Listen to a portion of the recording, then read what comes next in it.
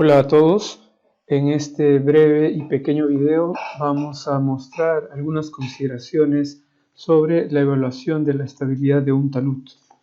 Vamos a conversar primero sobre algunos conceptos básicos relacionados con la estabilidad de un talud, luego enumeraremos algunos métodos que se suelen emplear para la evaluación de la estabilidad.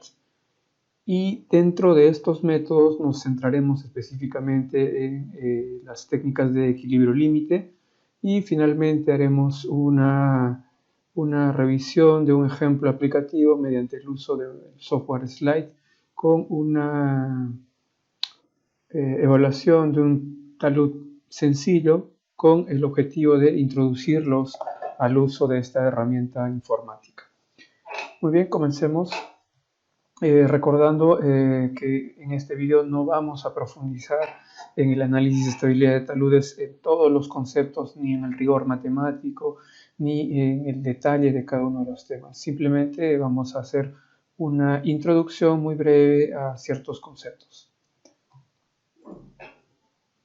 Como podemos ver en esta lámina, tenemos el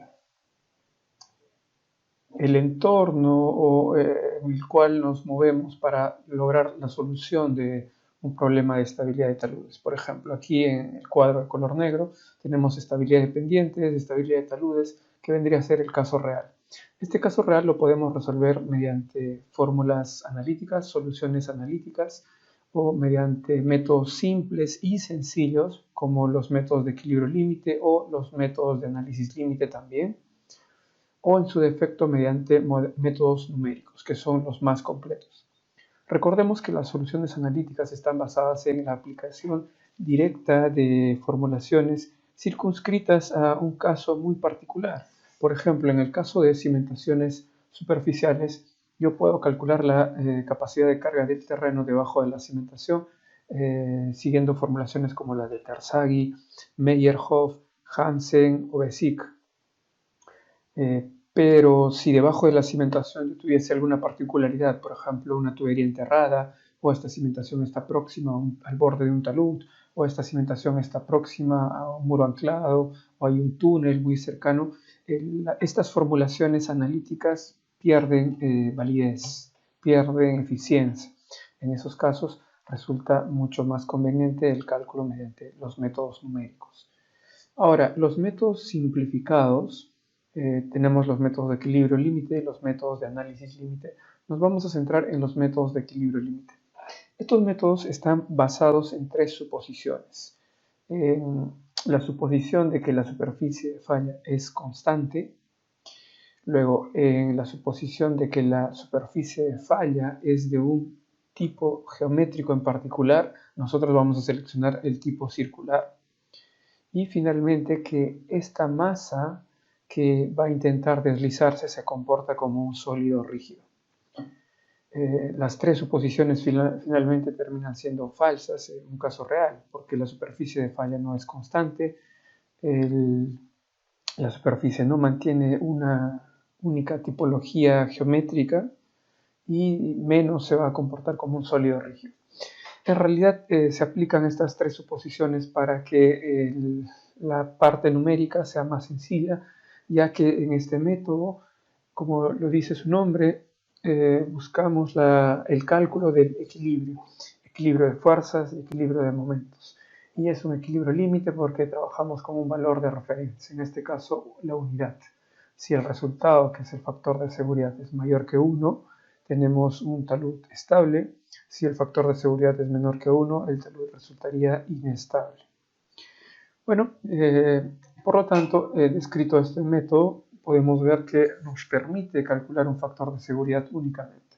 Si nosotros quisiéramos conocer cuál es el desplazamiento en la corona del talud, en la parte media o en la parte inferior, en el pie del talud, con este método no lo podemos hacer. Si nosotros queremos determinar los cambios de esfuerzo, los cambios en la presión de poros, los esfuerzos principales, tampoco lo podemos hacer con este método. Eso sí que lo podemos lograr con los métodos numéricos. Ahora, dentro de los métodos numéricos podemos abordar varios campos. Por ejemplo, los medios continuos, los medios discontinuos y los medios híbridos. nos vamos a centrar en los medios continuos, tal como hemos explicado en el video número 11, se trabaja bastante con la mecánica del medio continuo. A pesar que el suelo no resulta ser estrictamente un medio continuo, porque podemos separar las partículas que componen el suelo, de todas maneras utilizamos la mecánica del medio continuo para simplificar los cálculos y dado que la utilización de esta mecánica no resulta eh, en valores, resultados alejados de la realidad. Podemos emplear distintas técnicas dentro de esta mecánica del medio continuo para abordar los métodos numéricos. Tenemos diferencias finitas, elementos discretos, elementos de borde y diferentes otras técnicas que ya hemos abordado en el video número 11, como hemos mencionado. Entonces, en este video en particular nos vamos a centrar en la resolución, en el cálculo del factor de seguridad para definir la estabilidad de un talud utilizando la técnica de los métodos de equilibrio límite. En el video número 14 vamos a mostrar el cálculo del factor de seguridad de un talud utilizando métodos numéricos, específicamente con el software Plaxis. No vamos a abordar en ese video tampoco los desplazamientos en un talud, que sería materia de otro video. Muy bien, antes de iniciar en la técnica específica o en los métodos de equilibrio límite, hay que recordar algunos conceptos básicos de la resistencia al corte del suelo. Si seguimos los criterios de falla establecidos por Moore-Coulomb, que realiza una simplificación del envolvente de falla, porque el envolvente de falla es curva, Moore-Coulomb simplifica esa curva mediante una recta. Esta recta representa entonces el criterio de falla de Moore-Coulomb y está representada en términos de esfuerzos efectivos con esta expresión: la cohesión efectiva más la presión efectiva por la tangente del ángulo de fricción efectivo. Recordemos que un estado de esfuerzo representado por un círculo de Moore, si está alejado de esta recta, quiere decir que el estado de esfuerzos que están actuando sobre ese volumen de suelo no lo acercan a la falla. Y cuando el círculo de Moore si toca esta recta, quiere decir que el suelo habrá alcanzado la falla. Entonces, en el análisis de estabilidad de taludes, cuando se produzca un deslizamiento, diremos que sí se alcanzó la falla. Ahora, los parámetros que vamos a utilizar principalmente serán la cohesión, que está aquí, y el ángulo de fricción. Y vamos a trabajar con el término también de intercepto cohesivo, porque recordemos, por ejemplo, en la grava de Lima, en la grava muy densa, tenemos taludes adyacentes al río Rímac de gran altura y casi verticales.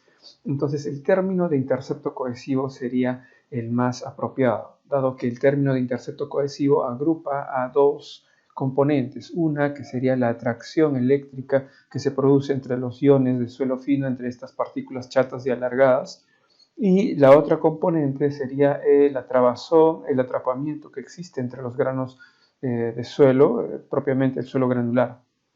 Entonces, si yo tengo un suelo granular, una grava densa, con arena, y que tiene estos taludes, el término C estará más asociado a la segunda componente.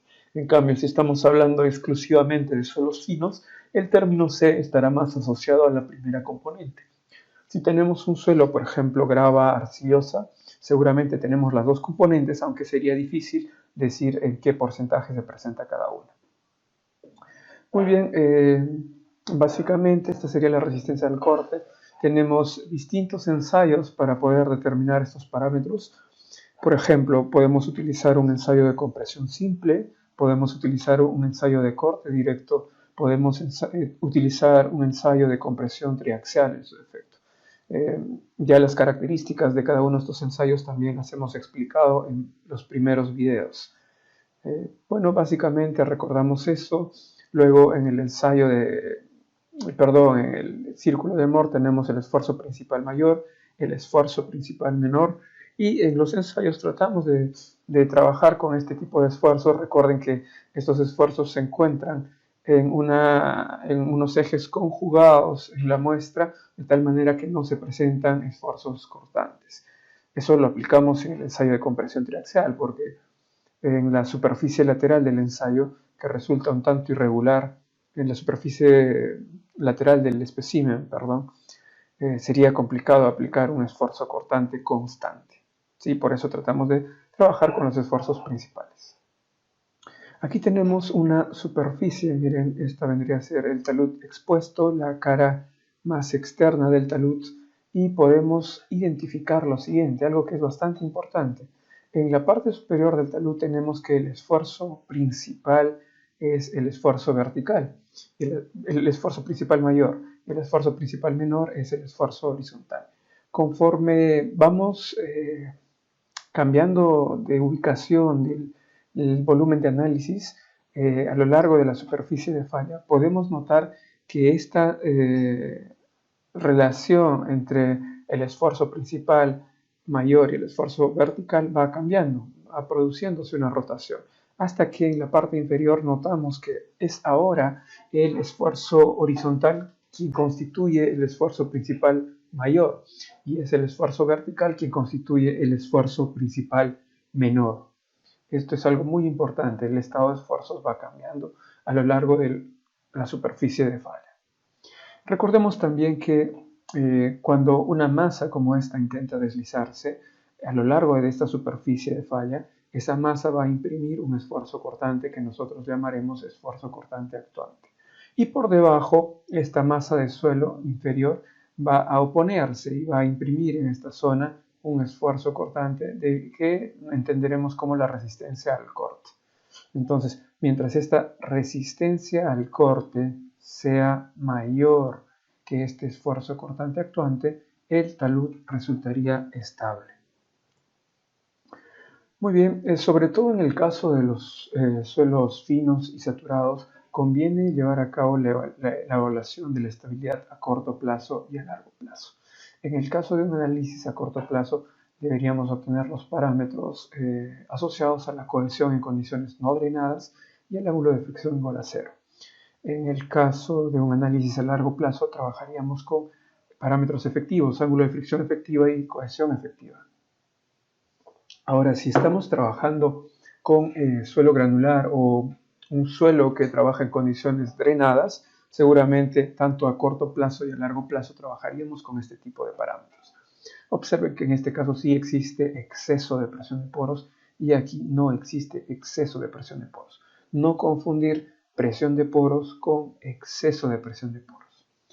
Muy bien. También debemos notar que en los casos en los que ensayemos suelos granulares densos o suelos finos compactos, las curvas de esfuerzo de formación cortante se desarrollan de esta manera. Tenemos una curva similar a esta línea de color negro continua, miren, donde se desarrolla una resistencia pico y luego cuando se produce la falla queda una resistencia residual únicamente. En cambio, si el suelo fuera granular suelto o suelo fino blando, la curva de esfuerzo de formación cortante sería como esta únicamente, alcanzando un valor de resistencia máxima. Por lo tanto, cuando nosotros trabajemos para obtener a partir del ensayo de corte directo los parámetros de resistencia al corte, recuerden que ensayamos 3 especímenes. Con estos 3 especímenes vamos a obtener resistencias pico como esta, en el caso de trabajar con un suelo denso, granular o un suelo fino compacto. Entonces con estos 3 valores vamos a ir al gráfico y seguramente tendremos un valor por aquí, otro valor por aquí, otro valor por aquí, y eso nos permitirá definir una recta como esta, donde los parámetros, el ángulo de fricción y la cohesión los llamaremos pico. Ángulo de fricción pico y cohesión pico. Estos parámetros los utilizamos cuando trabajamos con un diseño de un talud en condiciones naturales, es decir, todavía no se ha producido la falla. Es nuestro diseño proyectado, construido con las propiedades naturales del terreno. Ahora, si nosotros trabajamos con los 3 valores obtenidos como resistencia residual de los 3 especímenes, obtendremos estos 3 valores para definir esta recta. Ojo, no siempre la cohesión es 0. En este gráfico es una particularidad que haya sido 0. Puedo tener un valor de cohesión por aquí también. Esa cohesión se llamaría cohesión residual y este ángulo se llamaría ángulo de fricción residual. Estos parámetros de cohesión residual y ángulo de fricción residual se utilizan, ojo, para dar una nueva solución. Por ejemplo, yo he tenido un talud, este talud ha fallado, y después de que ha fallado hago la limpieza y luego voy a cortar de nuevo ese talud, pero con nuevas inclinaciones. Para verificar estas nuevas inclinaciones es que yo voy a utilizar los parámetros residuales, es decir, para un segundo diseño del talud, porque el terreno ya se encuentra solamente con una resistencia residual. Pero si a mí me piden verificar cuáles eran los factores de seguridad del talud con los cuales falló, con los cuales han sido construidos o con la superficie de falla identificada, tendrá que trabajar con los parámetros pico. Muy bien, ahora centrándonos específicamente en el método de equilibrio límite, ya de por sí los métodos de equilibrio límite, recordemos, son métodos sencillos, simples, simplificados. Entonces, estos métodos ya conllevan cierto margen de error. Y al tener ese error, lo primordial es que estos métodos estén del lado conservador. Es decir, si un talud en condiciones reales tiene, por ejemplo, un factor de seguridad igual a 2, seguramente al aplicar los métodos de equilibrio límite me darán resultados inferiores para estar del lado conservador. Tenemos dos grupos, métodos llamados exactos y métodos de dovelas. Los métodos exactos están asociados principalmente a la mecánica de rocas o taludes en macizo rocoso. Miren, aquí tenemos la rotura planar o la rotura en cuña. Los métodos de las dovelas tenemos métodos aproximados y métodos precisos.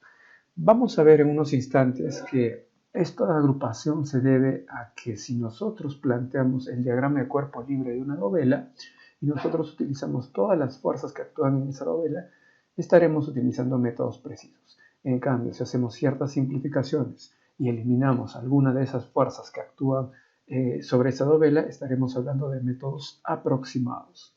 Y bueno, aquí tenemos estos métodos, los más utilizados, seguramente los de mayor frecuencia en los análisis son los de Frobenius, Bishop, Morgenstern Price y Spencer.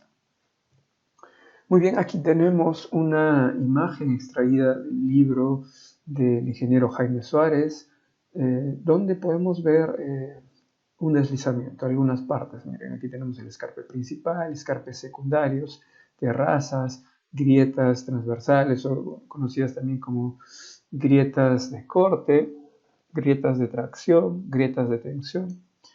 Hay que notar lo siguiente: si yo hiciera un corte en la parte central de este deslizamiento, seguramente la superficie de falla tendrá una hendidura, pero si me voy hacia los lados, esa superficie de falla será cada vez menor.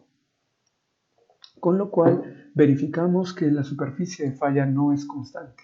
Sin embargo, en las suposiciones de cálculo que vamos a hacer, vamos a considerar que la superficie de falla sí es constante. Tengamos mucho cuidado con eso. Y luego, la superficie de falla ¿es circular o no es circular? En suelos arcillosos hay cierta tendencia a que sí, efectivamente, la superficie de falla sea circular, pero en los demás casos la superficie de falla difícilmente sería circular. Sin embargo, para las soluciones que vamos a plantear y los métodos que vamos a revisar, vamos a considerar superficies de falla circulares. Muy bien, observemos. Aquí vamos a realizar el análisis del método de equilibrio límite y consideramos lo siguiente. Miren, aquí tenemos nuestra superficie de falla circular definida por esta línea discontinua de color azul. Como esta línea corresponde a una porción de circunferencia, aquí está ubicado su centro. Esto sería el radio, este también sería el radio. Estas líneas de color rojo, flechas, representan el esfuerzo cortante actuante debido a que esta masa de suelo está intentando deslizarse. Estas flechas de color verde representan la resistencia al esfuerzo cortante. ¿Sí? Muy bien, vamos a ver el análisis más específico. Mire, considerando que esta masa va a trabajar como un sólido rígido, y ya saben ustedes qué significa un sólido rígido, que si yo trazo una recta entre dos puntos internos, entre este punto y este otro punto, esa recta permanece invariante, si es que el cuerpo se mueve finalmente. ¿Ya? No hay movimiento relativo entre dos puntos. Pero ustedes saben que si hay un deslizamiento, eso es falso. Bueno, sigamos. Tenemos aquí el peso situado en el centroide de este elemento, y este peso lo vamos a descomponer en estas dos fuerzas, la de color verde y la de color lila. La de color lila la consideraremos como una fuerza actuante y se calcula como el peso por seno de alfa.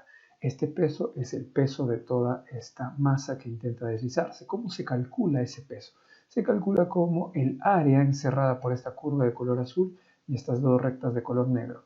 No se olviden, el área y luego lo tenemos que multiplicar por el espesor de 1 metro perpendicular a sus pantallas, porque estamos trabajando siempre con una rodaja de 1 metro. Y luego por el peso específico. Y ya tenemos el peso de aquí. Y seno de alfa. ¿Por qué seno de alfa? Porque alfa es la recta tangencial a la curva en este punto. Luego la fuerza normal, que sería la de color n, la calculamos como W por coseno de alfa. Finalmente, recuerden que este es un método sencillo, simplificado, muy simple. Y en este método el cálculo del factor de seguridad lo hacemos de la siguiente manera. Sumatoria de fuerzas resistentes en el numerador, sumatoria de fuerzas actuantes en el denominador. Entonces en el denominador tenemos la fuerza T, aquí está. En el numerador la fuerza resistente, que se definiría a partir de la resistencia al corte, según el criterio de Falla-Moore-Coulomb, pero definida en términos de fuerza. Por lo tanto, la cohesión la multiplicamos por el área donde actúa la cohesión. ¿Cuál es esa área? Sería esta longitud que me define el trazo de esta línea discontinua de color azul multiplicada por un ancho de 1 metro. Esa sería el área. Y n vendría a ser esta fuerza. Muy bien, esta sería la manera de calcular el factor de seguridad, por lo menos en condiciones estáticas para este cuerpo que intenta deslizarse. Sin embargo, hay una advertencia que realizar aquí. ¿Qué sucede, por ejemplo, con el ángulo alfa? El ángulo alfa no puede representar al 100% la interacción de toda esta curva, porque en esta zona la tangencia es distinta, por aquí la tangencia es distinta. Entonces ya notamos que este análisis, si bien es cierto, es bastante aproximado, pero ya conlleva mucho error. Sería distinto, por ejemplo, si yo tuviese varios tramos rectos, el análisis sería un poco más acertado, digamos. Pero al tener una superficie curva, debemos realizar alguna consideración, algún cambio, algún ajuste. Eso es lo que vamos a ver ahora. Y vamos a trabajar entonces con las dovelas. Vamos a llamarle dovelas a estos elementos que resultan de la división de toda esta área que intenta deslizarse. De manera práctica podemos considerar dovelas con un mismo ancho. Aquí, por ejemplo, tenemos una división y cada elemento vertical, cada rodaja tiene un mismo ancho. ¿Para qué realizamos esto? Observen. Vamos a trabajar con, por ejemplo, en esta superficie tenemos un deslizamiento ahora de derecha a izquierda. En este otro caso el deslizamiento era de izquierda a derecha. Eso no cambia el análisis, simplemente la geometría del movimiento. Y observen, aquí tenemos el centro de la circunferencia que define la superficie potencial de falla. Con color fucsia tenemos la superficie potencial de falla. La línea roja me representa la cara expuesta del talud. Esta línea turquesa que está por aquí me representa el nivel freático. Entonces aquí tenemos 18 dovelas. La primera dovela, señores, estará ubicada, miren, aquí definida por esta línea de color azul, esta curva de color fucsia y esta línea de color rojo que representa la parte expuesta del talud. La dovela número 2 estará definida por esta recta vertical de color azul, esta curva fucsia, luego esta recta azul vertical y esta recta roja que representa la cara expuesta del talud. La dovela número 3 estará definida también por esta recta de color azul vertical, esta curva fucsia, esta recta nuevamente azul y esta recta roja que representa la cara expuesta del talud. Luego vamos a definir los puntos medios de cada dovela, entonces vamos a trazar una recta de color verde en el punto medio de cada dovela. Aquí una recta de color verde en el punto medio de cada dovela y aquí lo mismo. A partir de la intersección de esa recta ubicada en el punto medio de la dovela, con la curva que me define la superficie potencial de falla, voy a trazar una recta hasta el centro de la circunferencia. Lo mismo en cada caso, mira. La longitud de esa recta evidentemente tiene una misma longitud para todos los casos y es el radio de la circunferencia. Ahora vamos a notar lo siguiente. Desde este punto voy a trazar una horizontal hacia aquí, luego una tangente a la curva. El ángulo que forma esa horizontal con la tangente a la curva va a ser alfa. Y ese valor de alfa va a ser válido para esta dovela únicamente. Para la siguiente dovela que voy a hacer nuevamente trazo una horizontal, trazo una tangente a la curva y el ángulo que forma esa tangente con la horizontal será el ángulo alfa, válido únicamente para la segunda dovela. En el caso de la tercera dovela, miren, voy a trazar una horizontal, voy a trazar una tangente a la curva, nuevamente el ángulo que forma esa tangente a la curva y la horizontal será el ángulo alfa, válido únicamente para la tercera dovela. Notemos, señores, que en la primera dovela no tenemos una masa de suelo que esté sumergida por debajo del nivel freático, ni en la dovela 2. Eso recién aparece a partir de la dovela 3 y sigue hasta la última dovela, hasta la dovela 18. Muy bien, entonces ya podemos notar que en este caso tenemos ángulos alfa distintos para cada dovela. Entonces, cuanto más delgada sea mi dovela, mi resultado será más preciso. Más preciso. No confundamos el término preciso con exacto, ¿sí? Muy bien. Recordemos lo que sucedía aquí. Aquí el ángulo alfa era pues único y resultaba difícil de creer que ese ángulo único podía representar a toda la superficie curva. Muy bien. Entonces, ¿qué sucede? Ahora, a esta dovela, miren, a cada una de estas dovelas las vamos a analizar. Para ello extraemos una de las dovelas, que es esta. Esa dovela que estamos extrayendo, señores, la vamos a analizar particularmente. ¿Cómo lo vamos a hacer? Vamos a dibujarla y vamos a identificar su diagrama de cuerpo libre. Y obtenemos este diagrama. Entonces tenemos a esta dovela. La primera fuerza que aparece en un diagrama de cuerpo libre es el peso propio. Luego tenemos aquí las fuerzas de interacción de esta dovela con la dovela de la izquierda y con la dovela de la derecha, que son fuerzas normales y fuerzas cortantes. No necesariamente estas fuerzas normales son colineales. Cuanto más delgado sea la dovela, las fuerzas tenderán a ser colineales, ¿sí? Y no necesariamente tampoco son de la misma magnitud. Nuevamente, cuanto más delgadas sean las dovelas, las fuerzas tenderán ahí sí a ser de la misma magnitud, del mismo valor numérico. Tal cual estamos presentando, aquí incluso podrían generar un par momento. Aquí tenemos la resistencia al corte del suelo, la fuerza normal y la presión de poros en caso existiese agua. Muy bien, continuemos. Ahora vamos a centrarnos en la revisión del método ordinario o método de Fellenius, que está constituido, como hemos visto, en uno de los métodos aproximados dentro del método de las dovelas, el más sencillo en realidad. Entonces observemos, este es el diagrama de cuerpo libre general y observen qué aparece aquí. El diagrama de cuerpo libre general y ahora tenemos que han desaparecido, miren, estas fuerzas de interacción entre la dovela y la dovela que está a la izquierda, entre esta dovela y la dovela que está a la derecha. Eso es una consideración que hace Fellenius. Miren, aquí nos menciona lo siguiente. Fellenius asume que las fuerzas normales entre dovelas adyacentes son iguales y que actúan en una misma línea y con sentido opuesto, por lo tanto se anula. Ya hemos mencionado en el caso anterior que eso no necesariamente es cierto, y tiende a ser cierto cuanto más delgadas sean las dovelas. Entonces dependerá de eso el nivel de precisión. Asume que las fuerzas cortantes entre dovelas adyacentes son de la misma magnitud y en sentido opuesto, y por tanto se anula. Esto tampoco es cierto del todo, pero nuevamente cuanto más delgadas sean las dovelas, más cierto será esta suposición. Nuevamente, aquí tenemos el factor de seguridad, es la sumatoria, aquí faltó un signo, la sumatoria del momento resistente entre la sumatoria del momento actuante. Pero la sumatoria de los momentos se toma respecto al centro de la circunferencia que representa la superficie potencial de falla. Es decir, si regresamos, la sumatoria de momentos se toma respecto a este punto. Entonces los brazos de palanca de cada dovela, recuerden, va a ser el radio. Si tenemos eso, entonces podemos extraer, miren, el radio lo sacamos de la sumatoria. Aquí también el radio lo sacamos de la sumatoria. Luego, ya saben, la fuerza resistente se expresa en términos del criterio de falla de Markov, pero trabajado en términos de fuerzas. Por lo tanto, la cohesión la multiplicamos por el área en la base. ¿Cuál sería el área? Miren, la longitud de este arco multiplicado por un espesor, un ancho de 1 metro. Ese ancho de 1 metro se mide perpendicular a sus pantallas porque estamos trabajando siempre con una rodaja de 1 metro.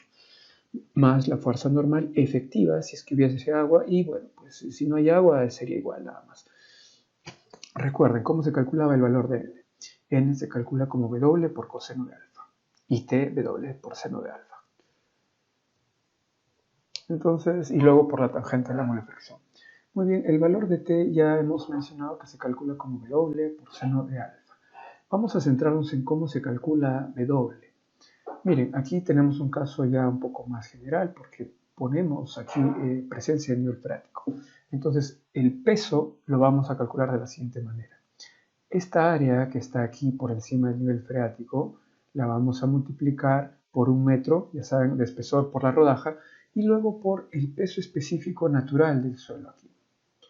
Listo. A todo ese resultado le vamos a sumar el producto ahora de esta área que está sumergida multiplicada por el peso específico saturado. Saturado, no confundir. Listo. Esa suma sería este peso W, que va aquí arriba y que va aquí abajo. Bueno, el coseno de alfa, ya saben que alfa se determina para cada dovela. Luego hay que restarle el peso específico del agua y multiplicarlo únicamente por esta área sumergida.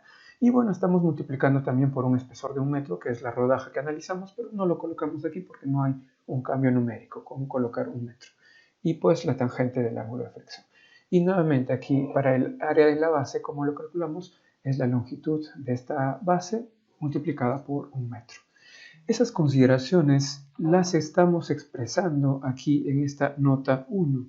Las estamos expresando, estamos indicando, miren, el ítem número 1 nos dice el área en la base se calcula como la longitud de arco por el ancho de 1 metro.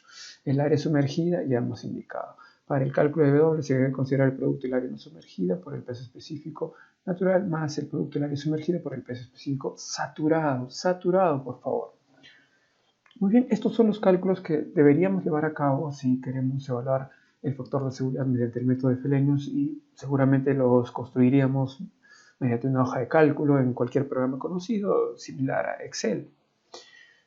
Ahora, si estuviésemos, por ejemplo, en un examen o con premura en los cálculos, podríamos hacer ciertas simplificaciones que obviamente nos llevan a cierto error. Por ejemplo, esta longitud de arco no la podríamos medir rápidamente si estamos en un examen en un aula. Podríamos tomarla como una línea recta. Y bueno, aquí está la aproximación que podríamos hacer. Pero evidentemente, ahora con todas las herramientas que contamos, el AutoCAD, cualquier otro programa similar, podemos rápidamente identificar cuánto mide este arco. Muy bien, entonces este factor de seguridad que estamos calculando aquí constituye el factor de seguridad en condiciones estáticas. Vamos a ver ahora qué sucede con el cálculo del factor de seguridad en condiciones pseudoestáticas. Recordemos de todas maneras lo siguiente, el sismo viene siempre en cualquier dirección, el movimiento del sismo. Pero dada la sismicidad que tenemos en nuestro país, el movimiento principal, predominante, es horizontal. El movimiento vertical que trae el sismo es más pequeño. Ahora, otro aspecto, el movimiento del sismo es cambiante en toda su duración. Si nosotros registramos las aceleraciones en la superficie, podríamos tener un registro como este, que es el que corresponde al sismo ocurrido el 3 de octubre de 1974, en su componente horizontal norte-sur, registrado en la estación Parque de la Reserva. Observen cómo están cambiando las aceleraciones. Esta aceleración que vemos aquí con el valor más alto constituye el PGA, Peak Ground Acceleration, es la aceleración máxima. Entonces, si nosotros recordamos esta expresión que fuerza es igual a masa por aceleración, la masa es constante. Si la aceleración está cambiando constantemente, entonces la fuerza también lo hace. No puedo hablar de que el sismo me trae una fuerza constante. ¿Sí? Entonces, los métodos numéricos en programas que utilizan los elementos finitos, las diferencias finitas, nosotros podemos colocar todo este acelerograma y llevar a cabo un análisis dinámico.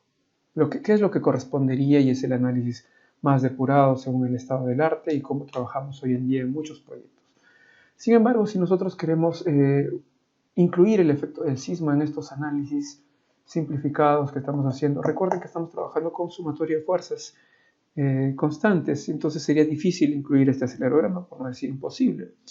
¿Qué tendríamos que hacer? Buscar cuál sería una fuerza equivalente, simplificada, para representar al sismo. Entonces ya hemos dicho, fuerza es igual a masa por aceleración. Tendríamos que buscar una aceleración equivalente que represente a todo este acelerogramo. No podemos utilizar directamente el PGA, ¿por qué? Porque eso sería decir que la aceleración es constante. En todos esos 100 segundos la aceleración ocurre en esta línea. Y eso sería indicar que estamos entregando una cantidad enorme de energía muy exagerada y que no representa para nada el efecto real del sismo. Para ello existen muchas recomendaciones de muchos autores. Una de esas recomendaciones sería esta. El Cuerpo de Ingenieros de la Marina de los Estados Unidos recomienda emplear un factor que oscila entre 1/3 y 1/2 del PGA. Es decir, si mi PGA es 0.3, lo multiplico por estos factores para reducirlo y ese sería el factor F que voy a utilizar. Vamos a utilizar como recomendación el valor máximo, que sería 1/2. Entonces, si mi PGA es de 0.3 G, voy a multiplicar 1/2 por 0.3 y voy a obtener 0.15. ¿Cómo obtenemos este valor del PGA de 0.3 G? Tenemos que buscar nuestra aceleración, por ejemplo, aquí tenemos nuestra aceleración en centímetros por segundo al cuadrado, y tenemos que dividirla entre la aceleración de la gravedad. Bien sabemos que la aceleración de la gravedad es de 981 centímetros por segundo al cuadrado. Hacemos esta división y tenemos el PGA. Muy bien, entonces esta fuerza que aparece, miren, la vamos a obtener la fuerza del sismo de la siguiente manera. El peso por seno de alfa multiplicado por este valor de F. Y esta fuerza la vamos a calcular para cada una de las dovelas. Luego de calcularla para cada una de las dovelas, se incluye en el denominador. Por lo tanto, respecto a la expresión anterior, vamos a ver que el denominador va a incrementarse.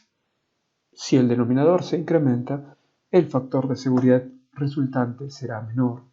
Entonces, el factor de seguridad en condiciones pseudoestáticas, aquí un error de escritura, sería menor que el factor de seguridad en condiciones estáticas, que es este. Entonces, debemos buscar cuáles son los factores de seguridad mínimos, y esto depende de los códigos en diferentes países, van cambiando estos criterios.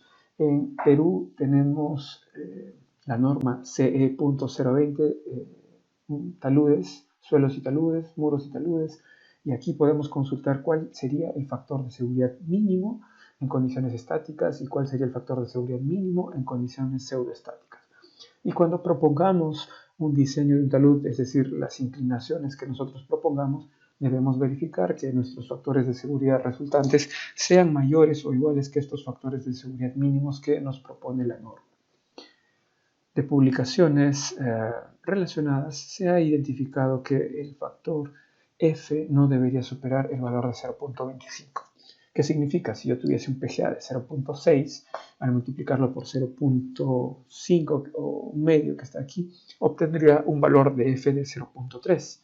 Sin embargo, este valor no sería aplicable. Como máximo utilizaríamos 0.25. Para mayor referencia podemos buscar publicaciones relacionadas a este aspecto, al estudio de estos factores sísmicos para representar de manera equivalente o intentarlo por lo menos al sismo como una fuerza constante, cuando ya sabemos que no lo es. Muy bien, aquí tenemos un cuadro resumen de los cálculos que se pueden elaborar, pero ojo, este cuadro está orientado a la aplicación de esta simplificación que vemos en la nota 2. No está orientado a lo que realmente se debería hacer, que es la aplicación de la nota 1, pero lo mostramos como una breve referencia. ¿Sí? Miren, tenemos el ancho de las dovelas, el ancho medido horizontalmente, tenemos la altura promedio de cada dovela, la altura promedio del agua dentro de cada dovela. Entonces, este peso W1 se calcularía como el producto de 6.11 por 6.60 por el peso específico 18. Aquí tenemos el ángulo alfa medido para cada dovela. Dicho sea de paso, estos datos están registrados a partir del análisis de esta sección. Entonces, como pueden ver, en la dovela 1 y la dovela 2 no había nivel freático. Por eso es que la altura de agua aquí en la dovela 1 y la dovela 2 es 0. Y miren cómo tenemos distintos valores de alfa. Incluso los valores de alfa en la parte final resultan negativos.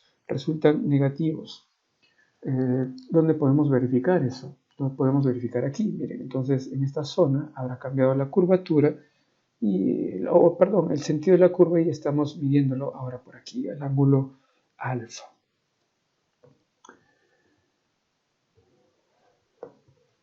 Luego calculamos el coseno de alfa, el seno de alfa, y aquí están las expresiones que irían en el numerador, es decir, la fuerza resistente. Luego aquí tenemos la fuerza actuante T. Por lo tanto, el factor de seguridad en condiciones estáticas lo calculamos como en el numerador colocamos toda esta suma, la suma de toda esta columna, en el denominador colocamos la suma de toda esta columna, efectuamos el cociente y obtenemos este valor como factor de seguridad en condiciones estáticas. Luego, para el cálculo del factor de seguridad en condiciones pseudoestáticas, vamos a considerar lo siguiente.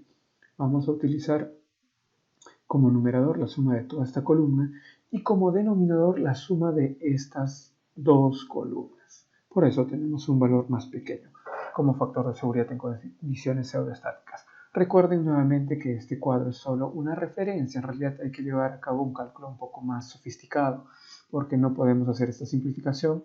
Ya hemos mencionado, en realidad lo que hay que hacer es lo que dice en la nota 1. Aquí, por ejemplo, hay un solo peso específico, entonces tanto en la parte saturada como natural se considera el mismo valor, lo cual tampoco es cierto. Muy bien, dicho eso, continuemos ahora mostrando otros modelos o tipos de cálculo dentro de los métodos de equilibrio límite. Aquí tenemos el método propuesto por Bishop, pero es el método simplificado, ya que el método original es un tanto más tedioso. Entonces, recuerden que el método de Bishop simplificado anula únicamente las fuerzas cortantes de interacción entre una dovela con la que está a la izquierda y la que está a la derecha. Y luego el procedimiento es similar al de Fellenius. Aquí el método de Spencer se basa en un proceso de iteración de estos ángulos de reacción entre las dovelas adyacentes. Algo similar propone Morgenstern Price, pero al ser métodos orientados a procesos de iteración, conllevan mucho más tiempo de cálculo. Lo mismo para el método de Yambu, solo que aquí el proceso de iteración se basa en la suposición de estas alturas sobre las cuales están actuando estas fuerzas horizontales de interacción, de reacción entre la dovela de estudio con las dovelas adyacentes, con la dovela que está a la derecha y a la izquierda en este lado y a la derecha por este otro lado. Muy bien, ahora aquí tenemos un breve resumen de las características de los métodos que hemos revisado. Observen que los métodos de Spencer y Morgenstern Price no son abordables de forma manual como sí lo son de manera con software informático. Muy bien, también debemos recordar que al ser el método de Fellenius el método más simple, más sencillo de todos los demás que hemos visto, su resultado resulta ser más conservador. ¿Qué quiere decir? Si yo analizo un mismo talud con todos los métodos, el resultado que debería obtener con Fellenius debería ser menor, porque es el método más simplificado y debe tender a ser más conservador. Muy bien, ahora vamos a evaluar un caso práctico.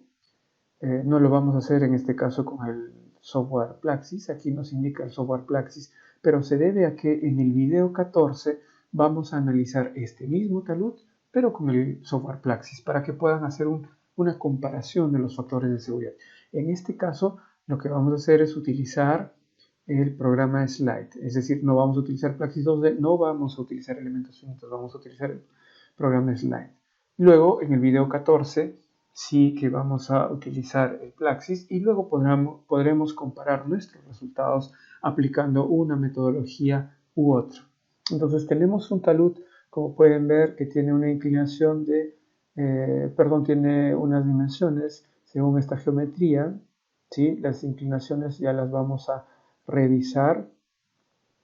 Tiene, como pueden ver, 20 metros en la vertical, 25 metros en la horizontal. Y bueno, aquí tenemos la presencia del nivel freático, teniendo una diferencia de cotas aquí de 2 metros. Luego aquí tenemos las propiedades geotécnicas, los parámetros geotécnicos. Algunos de estos parámetros los vamos a utilizar en el Plaxis, otros en el Slide, algunos en ambos programas.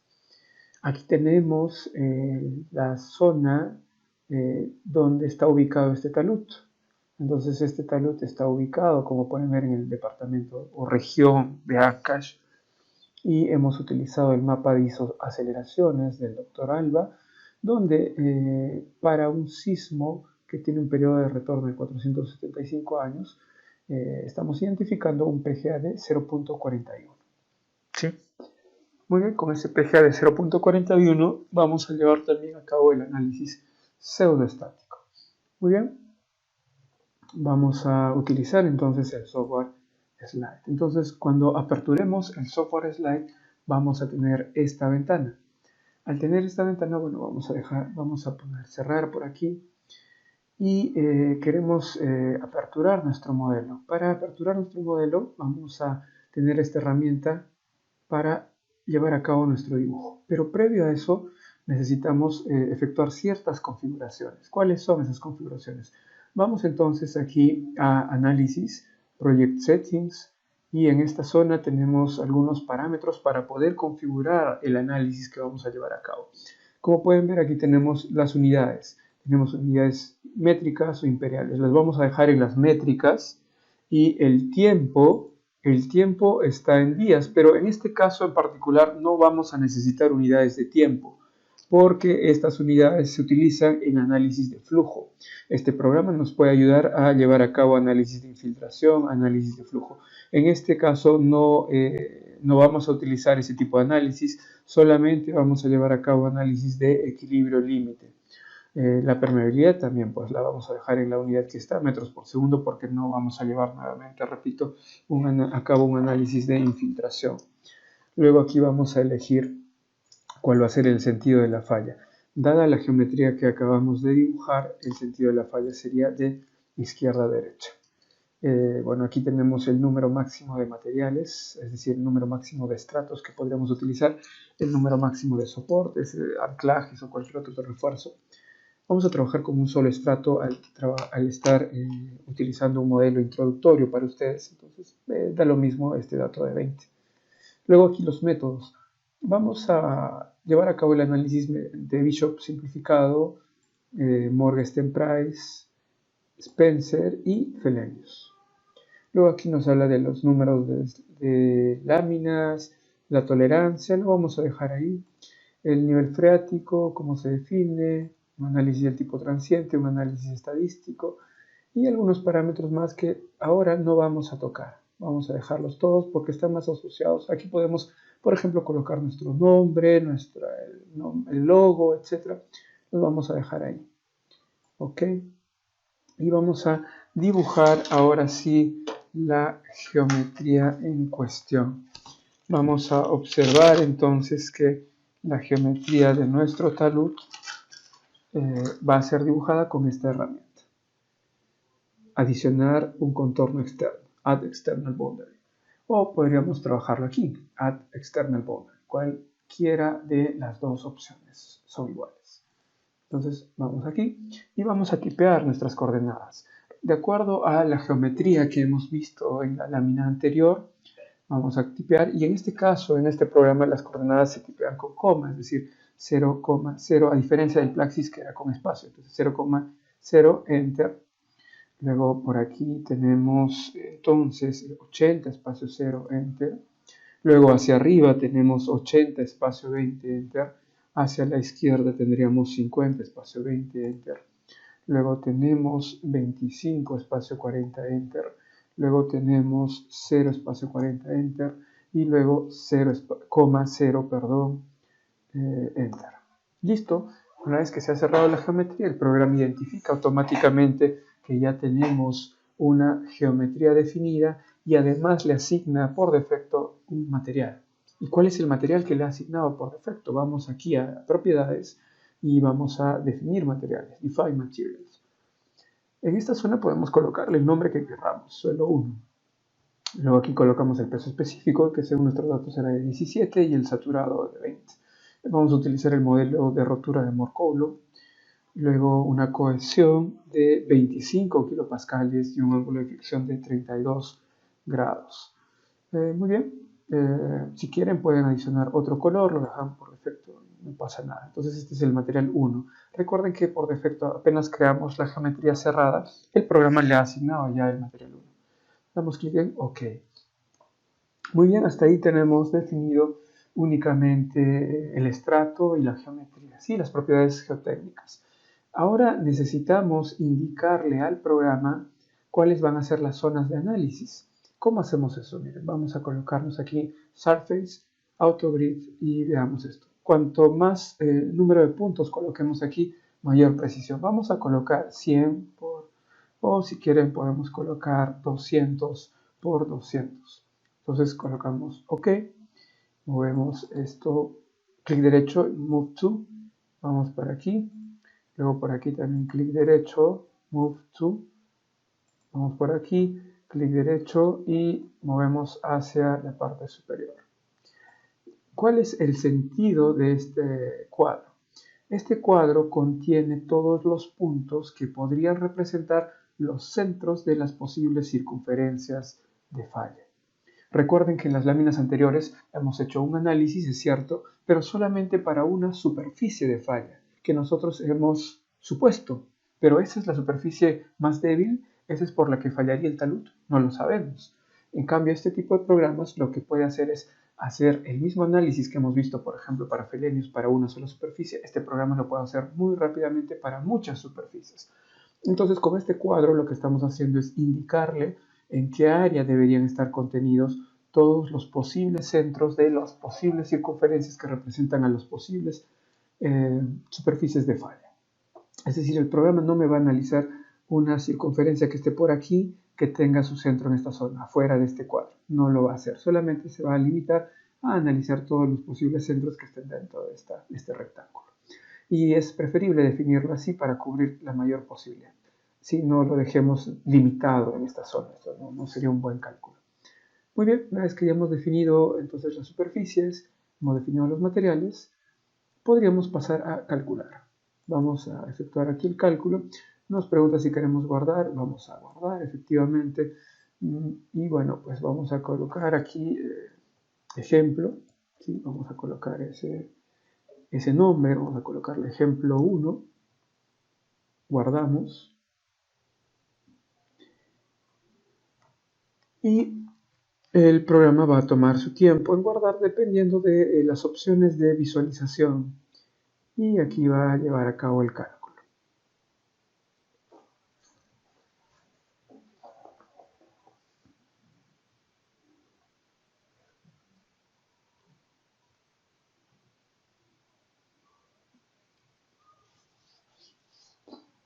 Como pueden ver, durante el proceso de cálculo aquí está identificando distintos factores de seguridad para Morgan Price, Spencer, Frelenius y Bishop. Estos se están reduciendo conforme va encontrando más superficies de cálculo el programa. Una vez que termine podremos visualizar los resultados. Muy bien, el programa ya terminó de calcular. Ahora que ha terminado de calcular, ¿qué vamos a hacer?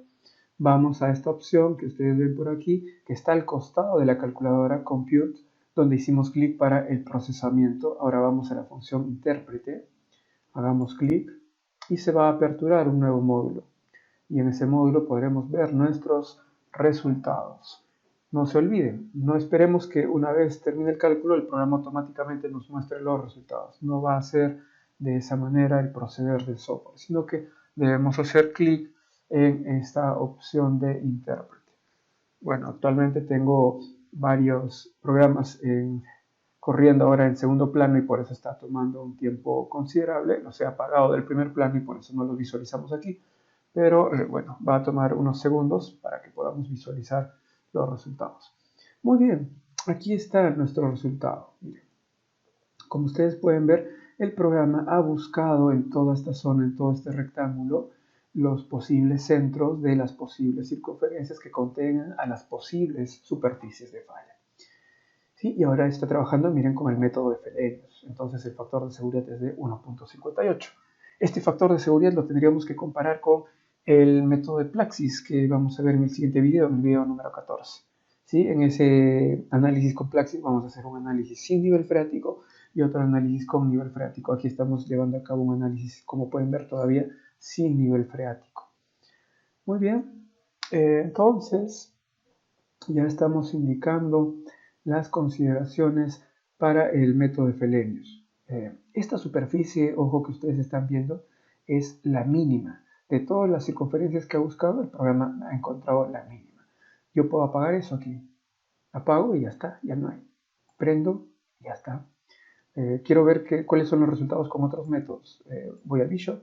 Miren que con Bishop me salió un factor de 1.66, con Spencer un factor de 1.659, con Morgenstern Price un factor de 1.656 y nuevamente con Fellenius me da eso. Bueno, aquí la opción lo que ha hecho es buscarme la superficie mínima de todas las que ha analizado. Yo puedo apagar esto, como he dicho, y vamos a ver las otras opciones. Miren, aquí me da las superficies mínimas, voy a hacer clic y ahí están todas las superficies que ha analizado el programa, que me han dado los valores más bajos. Miren cuántas superficies hay aquí superpuestas. Vamos a darle un zoom para que ustedes puedan visualizar. Miren la cantidad de superficies que ha analizado el programa. Una cantidad numerosa, ¿no? Recuerden que hace unos instantes hicimos un cálculo tabulado con una tablita de hoja de cálculo y todo ese cálculo era para una sola circunferencia. Miren el tiempo que nos tomaría llevar a cabo el análisis de todas estas circunferencias. Muy bien, vamos a revisar ahora las demás opciones.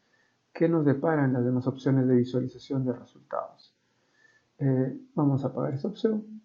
Veamos aquí, nos muestran ahora todas las superficies. En el caso anterior eran muchas, es cierto, pero solo las de factor de seguridad mínimo. Ahora veamos todas. Miren, ya prácticamente parecieran colores continuos porque hay tantas superficies que se han analizado. Bueno, la apagamos. Y aquí podemos filtrar superficies. ¿A qué se refiere? Si yo estoy presentando un proyecto y requiero hacer un filtro, miren, puedo hacer lo siguiente. Puedo mostrar aquí todas las superficies. Puedo mostrarles superficies con un factor de seguridad menor a 2. O por ejemplo, yo puedo reducir, solamente quiero mostrar las que tengan un factor de seguridad menor a 1.7, por ejemplo. Le doy OK y miren, se reduce, solamente tengo esta cantidad de superficies de falla para las cuales el factor de seguridad ha resultado menores a 1.7. Puedo aplicar otro tipo de filtro, miren, puedo reducir esto, 1.68 por decir. Entonces, miren, se va reduciendo, luego aplico el filtro, miren, para 1.65. Se reduce cada vez más, puedo aplicar el filtro para 1.6. Y miren, entonces cada vez tengo una menor cantidad de superficies potenciales de falla. ¿Sí? Y eso estamos trabajando con Morgenstern Price. Podemos hacer un análisis, perdón, con Fellenius, podríamos hacer un análisis parecido con los demás casos. Muy bien, para eso nos sirve el filtro. Luego vamos a considerar de la siguiente manera todas las superficies, que nos muestre todas las superficies. Aplicamos y luego apagamos todas las superficies, las apagamos. Continuemos. Aquí tenemos una herramienta muy interesante y que sí que la pueden utilizar. ¿Por qué? Porque con esta herramienta lo que vamos a hacer es buscar, observen, miren, vamos a ir buscando superficies de falla. Entonces, si a mí me interesa una superficie de falla en específico, si a mí me interesa una superficie de falla en específico, por ejemplo esta, o esta de aquí, yo hago clic y miren, el factor de seguridad es 1.6. Si a mí me interesa otra superficie de falla, por ejemplo esta, hago clic y su factor de seguridad es 1.99, como podemos ver. Si a mí me interesa otra superficie de falla, por ejemplo esta, su factor de seguridad es 1.7. ¿Sí? Y bueno, básicamente en eso consiste el análisis de esas superficies de falla. Si yo quiero quitarlas, pues hago clic derecho y borrar, hago clic derecho en esta superficie, borrar, hago clic derecho y borrar. Nuevamente, si quiero hacer un análisis de alguna superficie en específico, en particular, hago clic y ya está. Su factor de seguridad es 1.689. Muy bien, con este análisis estaríamos cubriendo lo que representa el análisis de un talud. Un talud simple y sencillo con un factor de seguridad a partir de la aplicación de un solo estrato. ¿Sí? Ahora vamos a realizar algunos cambios. Vamos a regresar a esta ventana y vamos a efectuar la adición del nivel freático para ver qué sucede. Entonces vamos aquí a Boundaries, Add Water Table. Vamos aquí, vamos a tipear esto. clic en este punto, clic en este otro punto, y recuerden que nos faltaba el otro punto, y ese otro punto era 0,38. Clic y ya está. Ya está, ya hemos definido nuestro nivel freático. Bueno, vamos a volver a hacer clic. Clic en este punto, clic en este otro punto y clic en 0,38. Enter. ¿Listo? Una vez que ya tenemos definido ese nivel freático, nos damos Enter y nos va a preguntar a qué estratos queremos aplicar. Vamos a darle a todos porque en realidad tenemos un solo estrato y a ese estrato le va a hacer esa división. Entonces, ahora revisamos las propiedades de nuestro material y bueno, vamos a dejarle tal cual está calculado todo.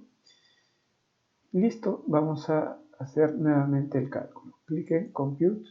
Nos va a preguntar si deseamos guardar. Le damos sí y se va a superponer con la superficie anterior. Nuevamente, miren, está calculando el factor de seguridad para todas las superficies para estos 4 métodos que hemos seleccionado previamente. Y observen, conforme va avanzando los cálculos, el factor de seguridad se torna cada vez más pequeño.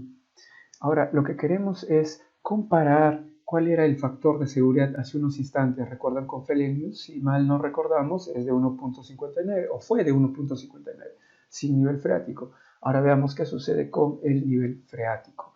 ¿Qué cambios vamos a encontrar? Si el factor de seguridad aumenta, disminuye, según lo que hemos estudiado en la teoría en el curso. Muy bien, ya terminó. Vamos a hacer clic ahora en este intérprete para visualizar los resultados. Esperamos unos segundos. Está tomando un poco de tiempo. Ya les comenté que tengo algunos programas corriendo en segundo plano. Muy bien, esperemos nuevamente unos segundos para que nos puedan mostrar ahora los resultados de este nuevo análisis. Observemos. Para elegir el factor de seguridad mínimo, hacemos clic. Y miren, ¿cuál es el factor de seguridad mínimo? 1.409. ¿Cuál era el valor anterior sin nivel freático? 1.59. ¿Por qué ha disminuido? Recuerden que debajo del nivel freático la presión efectiva se calcula como la sumatoria del peso específico por profundidad, pero el peso específico que utilizamos es el peso específico sumergido. Entonces hay una menor resistencia al corte, por lo tanto la fuerza resistente es menor al momento de hacer los cálculos del factor de seguridad. Y nuevamente podemos llevar a cabo las mismas comparaciones con Bishop, con Spencer, luego con Morgenstern Price. Y de todas maneras podemos apagar esto, podemos seleccionar con esto de aquí cualquier superficie de falla que sea de mi interés. Por ejemplo esta. Y tengo que el factor de seguridad de esa superficie en específico es de 1.659, que no necesariamente es la mínima, ya hemos mencionado.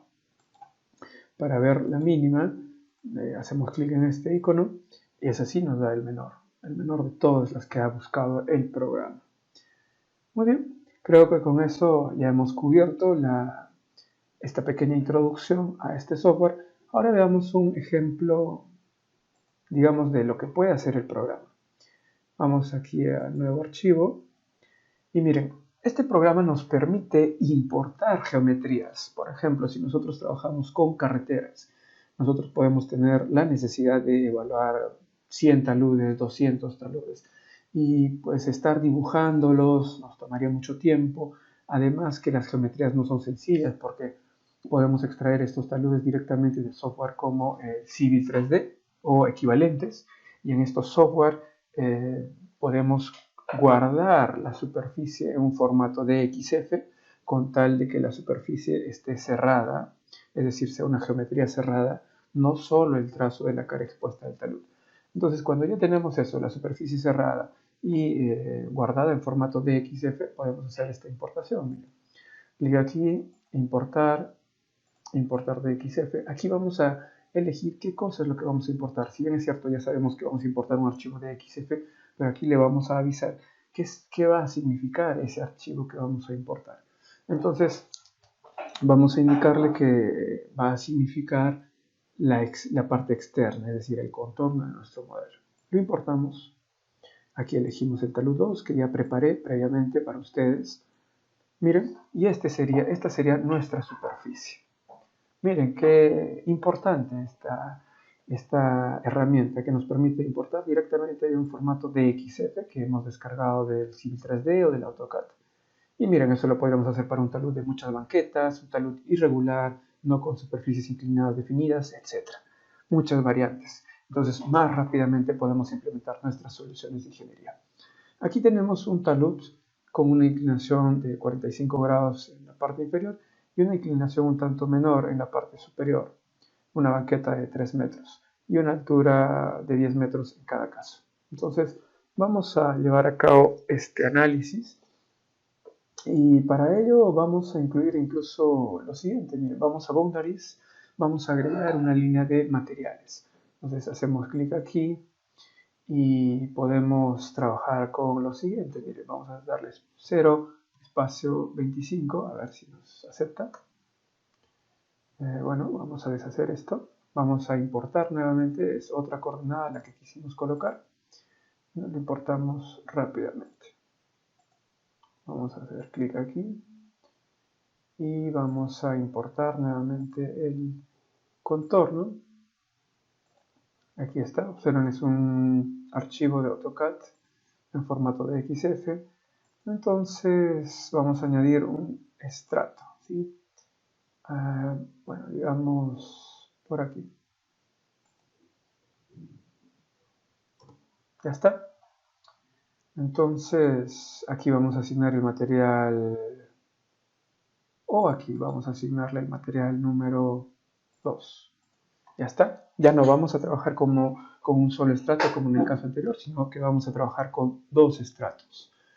Bueno, veamos qué puede cambiar, ¿no? Miren, vamos a ver que el material 1, que ya cambió porque estamos en un modelo nuevo, vamos a asignarle las mismas propiedades que en el caso anterior habíamos definido. Vamos a colocarle suelo 1, el peso específico era de 17, la cohesión era de 25 kilopascales, el ángulo de fricción de 32 grados. Entonces el material 2, que es el que está arriba, le vamos a poner suelo 2, le vamos a colocar un peso específico de 17.5 si quieren, una cohesión menor, 18 kilopascales y un ángulo de fricción de 30 grados. ¿Sí? Es lo que vamos a colocar. Entonces, el estrato que está aquí arriba tiene menores características resistentes, el estrato que está abajo mayores características resistentes. Aquí una cohesión, miren, de 25 kilopascales, aquí una cohesión de 18 kilopascales. Muy bien, entonces en primera instancia, y también aquí vamos a implementar el uso de otra herramienta, observa. En el caso anterior no hemos hablado de estos límites, ¿sí? Si los límites están aquí, ubicados en esta zona, el programa va a analizar todas las circunferencias posibles entre estos dos extremos. Pero si a nosotros nos interesara llevar a cabo el análisis en particular, por ejemplo, de solo esta zona, ¿qué puedo hacer? Miren, puedo hacer clic aquí, puedo colocar definir límites, puedo colocar límites secundarios y OK. Entonces, ¿qué voy a hacer? Miren, voy a mover este límite por aquí, voy a mover este, luego voy a mover este de aquí también, voy a mover este. ¿Y qué significa? Enter. Y el programa me va a buscar el análisis de circunferencias que inicien entre estos dos límites y terminen entre estos dos límites. Es decir, una circunferencia que puede ir por aquí, otra circunferencia que puede ir por aquí, etc. Entonces, observen cómo esta opción, esta herramienta nos permite hacer el análisis de tramos de talud. Es decir, recuerden también que al tener yo estos taludes puedo llevar a cabo el análisis local de este tramo, local de este otro o global de todo. Vamos primero por el análisis global. Entonces, para desactivar eso, vamos a definir límites, quitamos los límites secundarios, le damos clic en OK y se quedan estos en esta zona. Vamos a moverlos hasta el extremo, vamos a moverlos al extremo, listo, Enter, se acabó. ¿Qué nos falta? Bueno, hay que ver las opciones del programa siempre. Miren, aquí está, ya lo hemos hecho en el caso anterior, vamos a definir el tipo de falla hacia la izquierda, los métodos nuevamente para tener consistencia con nuestro análisis anterior. Vamos a trabajar con el método ordinario, Fellenius, Spencer, y pues ya está.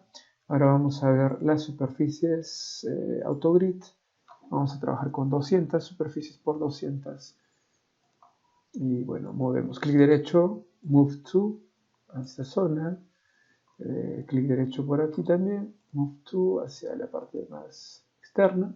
Y bueno, ya está. Vamos a darle clic a calcular. Nos va a preguntar si queremos guardar. Bueno, pues le ponemos ejemplo 2. Guardamos y esperamos. Simplemente, miren qué sencillo el uso de este programa. Esperamos que nos brinde los resultados. En algún otro video seguramente ya podemos enviarles una breve introducción a análisis de infiltración que se puede hacer aquí. Esto sobre todo para presas, para verificación de tablestacas, muy interesante para ver cómo el agua avanza en el interior del terreno generando líneas de flujo y las consecuentes líneas ejipotenciales, que ya saben ustedes que son aquellas en las cuales tenemos la misma carga hidráulica. Muy bien, ya ha terminado, en unos segundos nos mostrará el programa el cálculo. Bueno, ya saben, hay que hacer clic en la función intérprete, nos envía el nuevo módulo, vamos a esperar y veamos los resultados.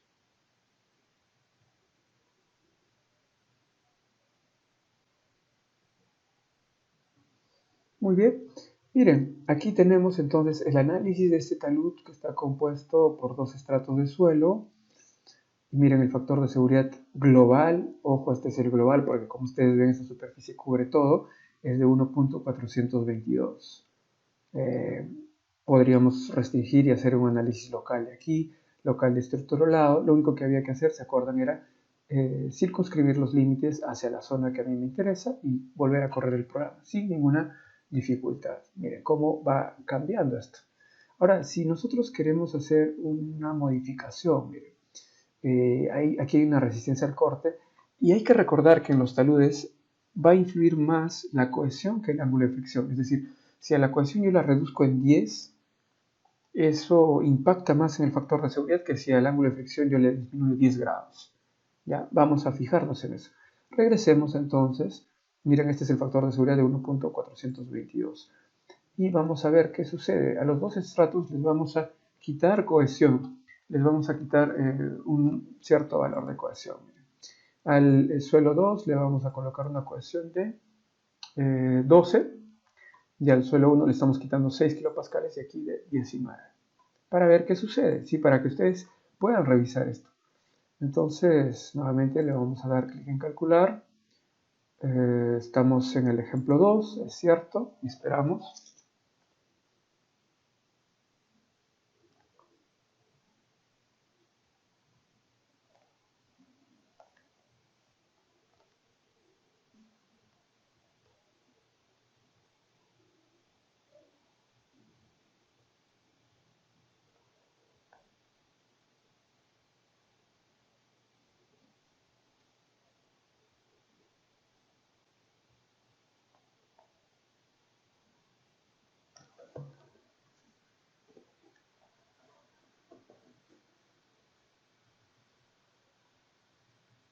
Muy bien, ha terminado de calcular el programa.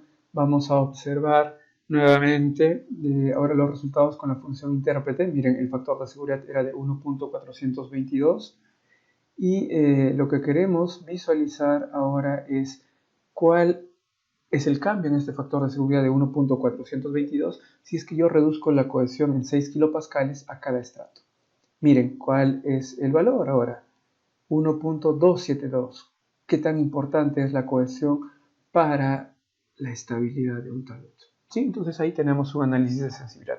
De esta manera ustedes pueden ir probando también un análisis de sensibilidad, variando valores de cohesión, manteniendo constante el ángulo de fricción.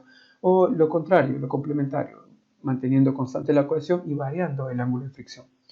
Algo que tal vez no hemos hecho aún es lo siguiente, y para esto vamos a retornar al primer ejemplo. Vamos a retornar al ejemplo número 1.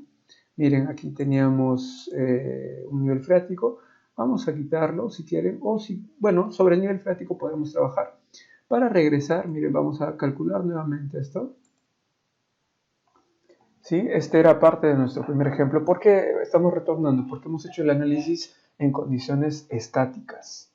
Ahora nos falta el análisis en condiciones pseudoestáticas. Entonces eso nos faltó ver. Entonces para este primer talud, ¿qué hemos hecho? Primero un análisis sin nivel freático, luego con nivel freático. Ahora, ¿qué vamos a hacer? Vamos a hacer un análisis con nivel freático y además con sismo. En el enunciado, en la diapositiva, vamos a fijarnos cuál era el PGA. Miren, el PGA era 0.41. Siguiendo las recomendaciones del Cuerpo de Ingenieros de la Marina de los Estados Unidos, vamos a trabajar con la mitad, con 0.5 multiplicado por 0.41. Entonces, eso nos da un valor de 0.205. Eso es lo que vamos a utilizar. Muy bien, vamos al programa. Aquí está, bueno, los resultados los vamos a ver aquí, miren. Entonces, el talud inicial que hemos estudiado en esta sesión con nivel freático, miren, nos da un factor de 1.523. Muy atentos con este resultado, 1.523.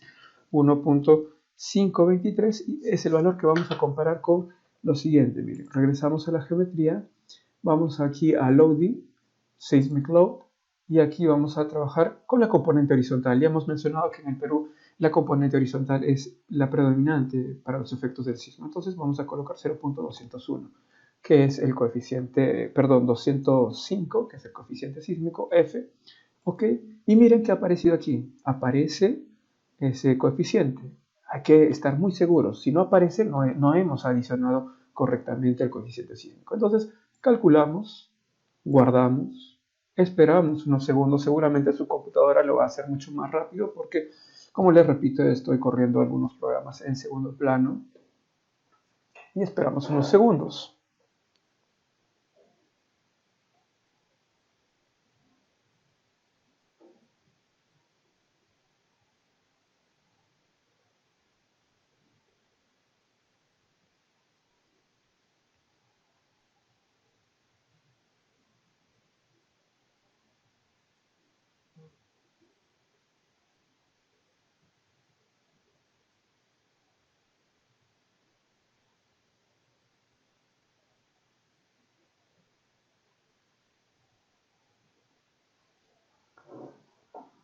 Muy bien, ha terminado el cálculo, vamos al intérprete para hacer un comparativo y miren, el factor de seguridad era 1.523 de este pequeño talud con nivel freático. Veamos qué sucede luego de añadirle el sismo. Esperaríamos que el factor de seguridad sea menor, vamos a ver. Entonces vamos a comparar 1.523 y veamos cuál es el nuevo valor después de haber incluido el efecto del sismo. No se olviden que este efecto del sismo de todas maneras es un efecto pseudoestático. Observen, miren, cuál es el nuevo factor de seguridad, 0.967, luego de haber incluido el sismo. ¿Se dan cuenta? Entonces, miren qué tan importante es llevar a cabo estos análisis para poder sustentar la estabilidad o potencial inestabilidad de un talud ante el efecto de un sismo. Bueno, esto ha sido una muy breve introducción al uso de este programa. Probablemente en el futuro enviemos otros videos incluyendo el uso de anclajes, de mallas de refuerzo, de elementos de contención también en este programa. Y en otro video seguramente el análisis de infiltración.